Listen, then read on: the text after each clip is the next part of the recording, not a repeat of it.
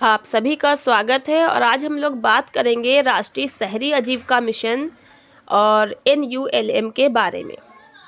जो गांव में स्वयं सहायता समूह बनते हैं वो NRLM होते हैं।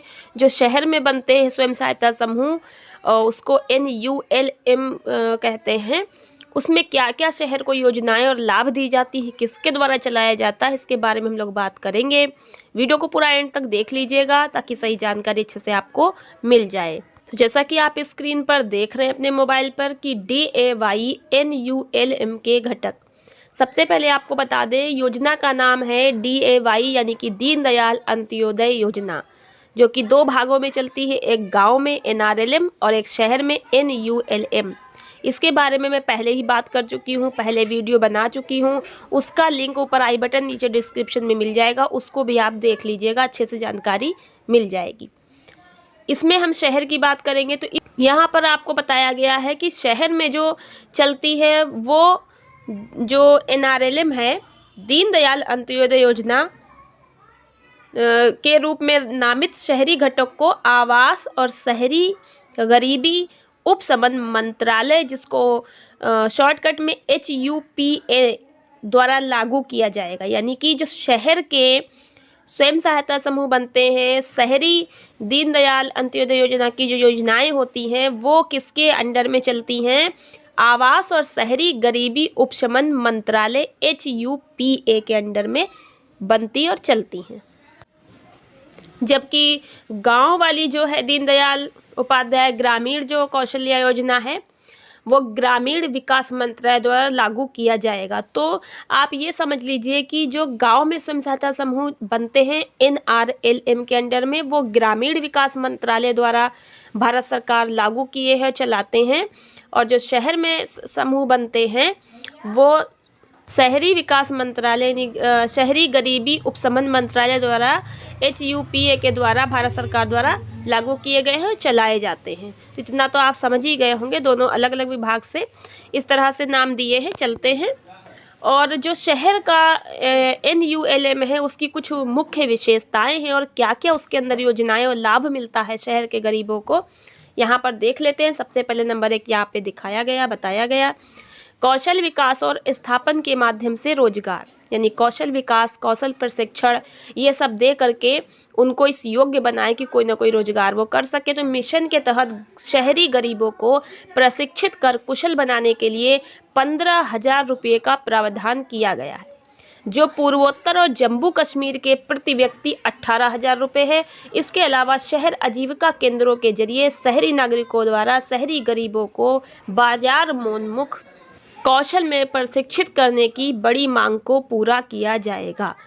तो एक व्यक्ति पर 15,000 रुपये है प्रशिक्षित करने के लिए, और जम्मू कश्मीर पूर्वोत्तर राज्यों के लिए जो है वो 18,000 रुपये एक व्यक्ति के लिए है। कौशल विकास में प्रशिक्षित करने के लिए सरकार इसको खर्च करती है शहरी गरीबों के लिए। अगला है कि सामाजिक एकजुटता और संस्था विकास। इसे सदस्यों के प्रशिक्षण के लिए स्वयं सहायता समूह यानी कि SSG के गठन के माध्यम से किया जाएगा। पहला तो वो हो गया कौशल विकास प्रशिक्षण देते हैं, दूसरा समूह बनवाए जाते हैं। इस योजना के अंतर्गत समूह बनवाए जाते हैं, स्वयं सहायता समूह, जिसमें प्रत्येक समूह को 10,000 रुपये का प्रारंभिक समर्थन दिया जाता है। जैसे कि गाँव के समूह को जो है RF का 15,000 मिलता है, ठीक वैसे ही शहर के समूह को RF में 10,000 रुपये केवल मिलता है। पंजीकृत क्षेत्रों के स्तर महासंघों को 50,000 रुपये की सहायता प्रदान की जाती है। ये जो है समूह से ऊपर जो बनते हैं उनके लिए होता है 50,000। जैसे गांव में CLF क्लस्टर लेवल फेडरेशन होते हैं, ठीक वैसे ही शहरों के लिए CLC होते हैं, तो उनके लिए होता है। अगला है कि शहरी गरीबों को सब्सिडी सूक्ष्म उद्यमों, माइक्रो इंटरप्राइजेज और समूह उद्यमों, ग्रुप इंटरप्राइजेज की स्थापना के जरिए स्वरोजगार को बढ़ावा दिया जाएगा। इसमें व्यक्तिगत परियोजनाओं के लिए 2 लाख रुपए की ब्याज सब्सिडी और समूह उद्यमों पर 10 लाख रुपए की ब्याज सब्सिडी प्रदान की जाएगी। तो अगर एक व्यक्ति जो है वो इसमें जो है उधार पैसा लेता है समूह के माध्यम से, तो व्यक्तिगत रूप से अगर वो 2 लाख रुपए तक के इसमें उधार ले सकता है, और सब्सिडी भी उसमें कुछ वापस होती है, ब्याज सहित उसको वापस भी करना होता है। और पूरा समूह मिलकर अगर उधार पैसा मांगता है सरकार से बैंक के माध्यम से, तो एक समूह पर 10 लाख रुपए अधिक से अधिक ले सकता है ब्याज सहित उसको वापस करने के लिए सब्सिडी भी प्रदान की जाती है। अगला है शहरी निराश्रय के लिए आश्रय। शहरी बेघरों के लिए आश्रयों के निर्माण की लागत योजना के तहत पूरी तरह से वित्त पोषित है। यानी कि शहर के वे गरीब जिनका घर नहीं है, परेशान है, तो उनका घर भी बनवाया जाता है, उनको आवास दिया जाता है, जो कि दीनदयाल अंत्योदय योजना के अंतर्गत ही आता है।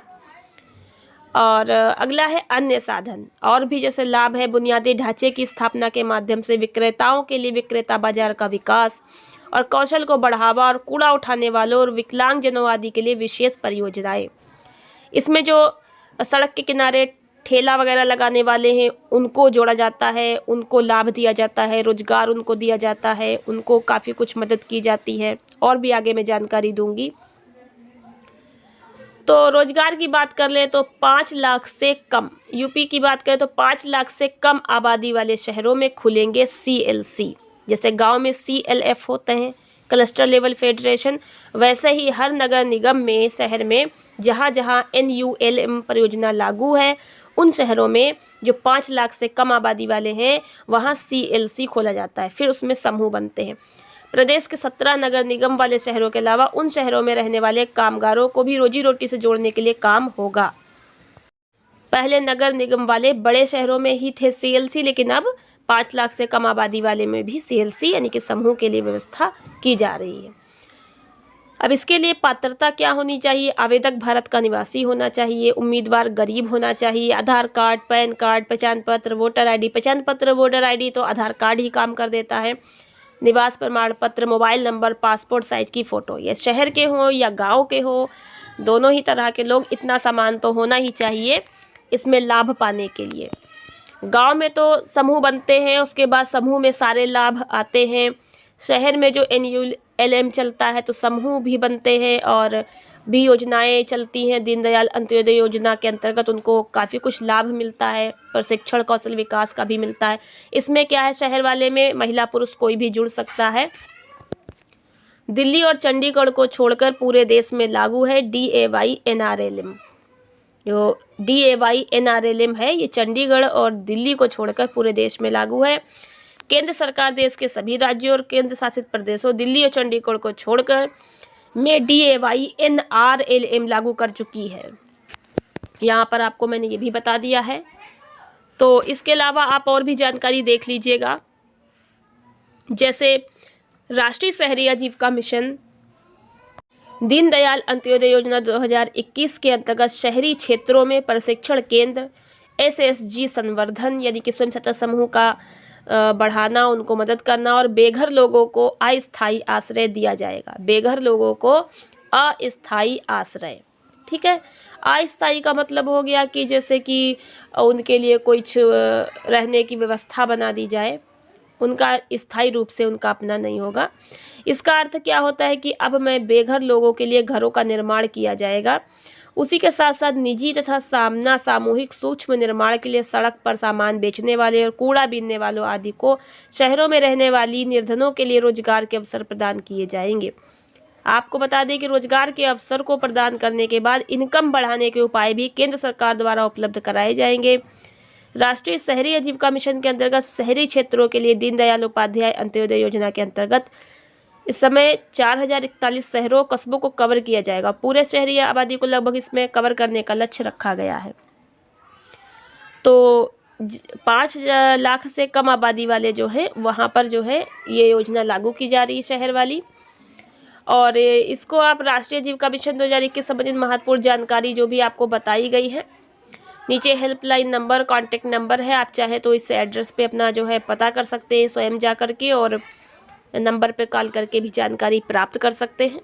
और जानकारी चाहिए तो मेरी एक और वीडियो है NULM पर, उसका लिंक मैंने ऊपर आई बटन नीचे डिस्क्रिप्शन में दे दिया है, उसको भी ज़रूर देख लीजिएगा। और अधिक जानकारी के लिए आप अपने नगर निगम में पता कीजिएगा वहाँ CLC है कि नहीं है, और जानकारी वहाँ से भी कर सकते हैं।